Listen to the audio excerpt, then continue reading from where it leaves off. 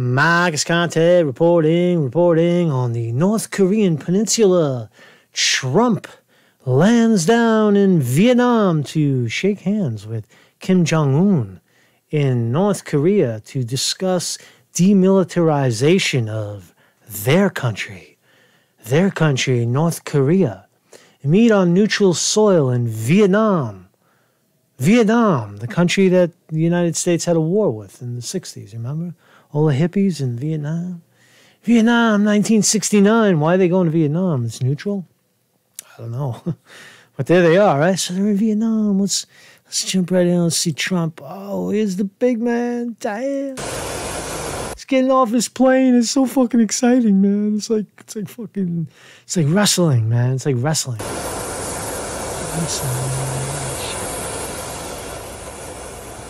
Oh, he's so amazing. Look at this fucking guy. Don't trip. Don't trip. Don't embarrass us. Look up. So, he's shitting his pants, right? It's that Vietnamese food, man. He's walking with a turd in his pants.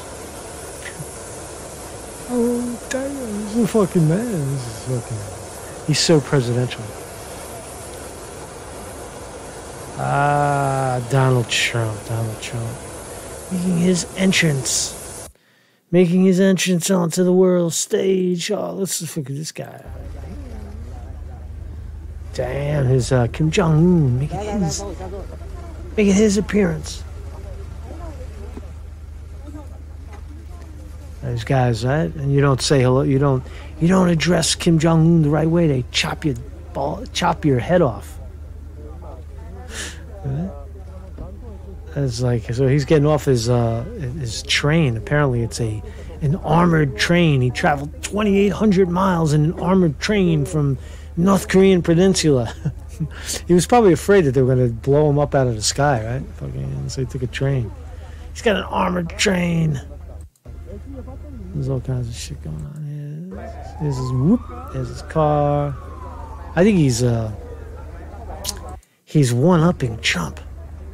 Where's Trump, man? Look at this guy's. He's got his soldiers around him. Got these dudes running. They fucking run. They run. They're trained, man. They're trained. They're athletes. All right, so that's the show. Now let's get down to the real shit. So, what is the reason? Why does North Korea cling to their nukes? Why? Let's find out. Let's find out from potentially our next first female president, female president, Tulsi Gabbard. This is breathtaking, man. This is a new piece just out by Tulsi Gabbard. See, everything, YouTube's playing games, right? See, 506 likes and only 181 views. So the whole like, dislike, how many subscribers, how many views shit it's off the table, man. YouTube picks and chooses. I have way more reach than my stupid numbers say. I believe that, right? A shadow ban, right? They pick and choose, right? So let's watch Tulsi Gabbard. So we are facing a very direct nuclear threat from North Korea. Well, I've been talking about the seriousness of this threat for years, and I've been calling on President Trump, work out the differences so that we can build a pathway towards denuclearization. There's a few things that have to happen in order for those negotiations to be successful. First of all, they have to happen without preconditions. The second issue is understanding why North Korea has developed and is holding on so tightly to these nuclear weapons. Because they see it as the only deterrent against the U.S. coming in and overthrowing the regime there. They see how the United States in Libya, for example, guaranteed Gaddafi, we're not going to go after you, you should get rid of your nuclear weapons. He did, then we went and led an attack that toppled Gaddafi. North Korea is now in a position where Kim Jong Un is saying, no way, I'm not going to give up these nuclear weapons, because he doesn't see that credible message coming from the United States that we're not interested in overthrowing your government. We're interested in removing this nuclear threat from our country and the world.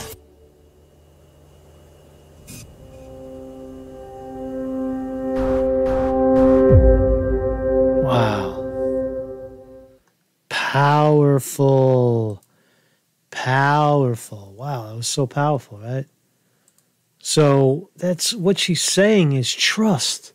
The gist of the message is nobody trusts us. Why should they trust us? We have all these, Libya, we have, so many situations right now where we're lying about Venezuela, all over South America, Syria, Iraq, right? Trust. That's why nobody's going to, you think the guy's just going to lay down his arms? Hell no. So here's Trump getting his military salute from the Vietnamese people as he arrives. So let's check this out.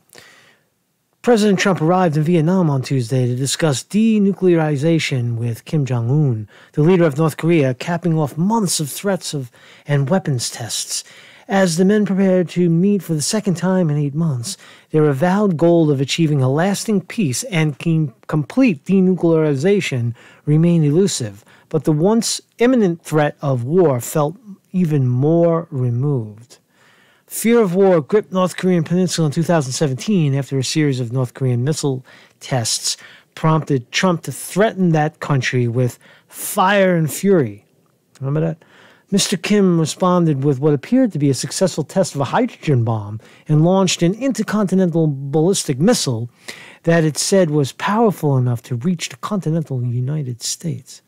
After the two leaders met in June, tensions eased dramatically. The North stopped testing weapons, and the United States halted military exercises with the South. But the leaders did not iron out a clear path to denuclearization. Denuclearization is just for them. It's not for us, right? Because we're the shit. You have to denuclearize for the empire, right? Only we get to choose who we blow up. Who gets blown up is in our court, right? That's the way it works, right? Fucking come on, man.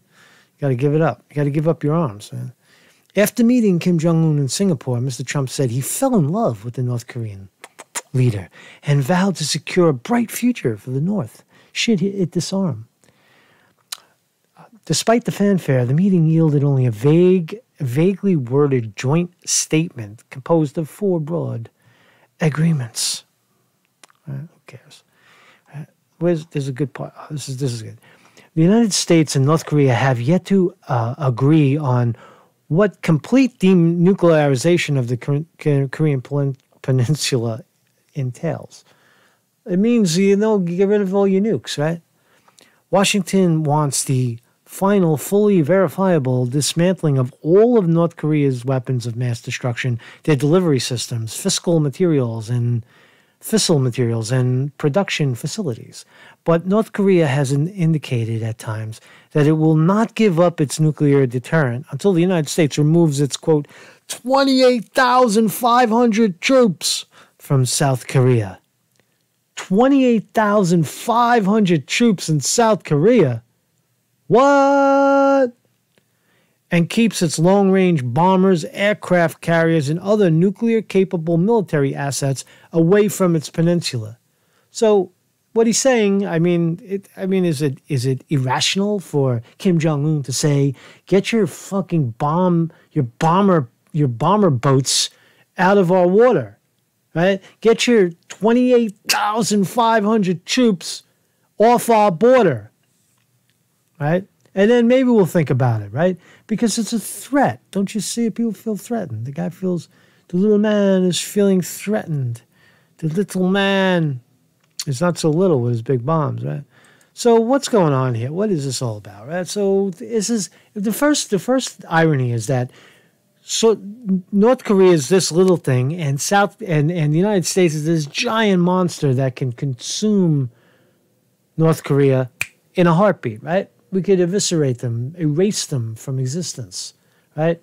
Now, it is a threat because of the allies. Our allies, South Korea, Japan, parts of China can get whacked, right? Because that's who they'll throw at first. If North Korea is going to bomb anyone, they're going to hit their enemies closest to them, which is Japan.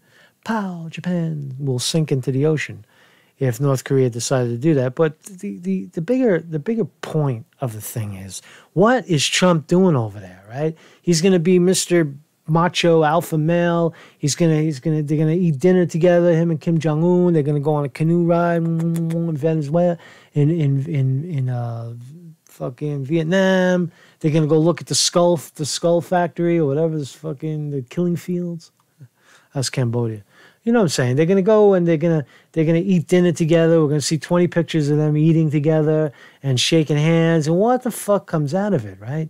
Because the bottom line is North Korea doesn't trust the United States, and the United States doesn't trust North Korea. And North Korea has every right to not trust the United States because of its history, because of its current actions all over the world. In every place that it tries to create that it creates war for regime change, right? So now, if the idea that North Korea and South Korea could someday again come together, now it's been 50, 60 years, and the cultures have, or however many years, the cultures are now so divided, like in East and West Germany, they were able to merge, reunify.